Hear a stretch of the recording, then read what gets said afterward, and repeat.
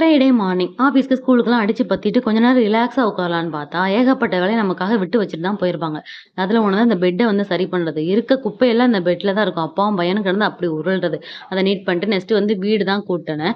ஏகப்பட்ட டாய்ஸ் அங்கங்கன்னு கிடக்கும். இண்டு இடுக்குக்குள்ளலாம் கிடக்கும். எல்லாத்தையும் கூட்டி ஒரே இடத்துல குமிச்சுட்டு, அதுக்கப்புறம் தான் எடுத்து வைக்கிறது. இல்லன்னா நமக்கு ரொம்ப கஷ்டமா இருக்க மாரி இருக்கும்.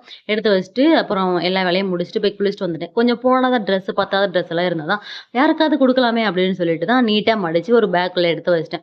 நீட்டா குடுக்குறப்ப வாங்குறவங்களுக்கும் கொஞ்சம் நல்லாவே இருக்கும். ஸோ எப்பவுமே இப்படியே குடுங்க நீங்களும்.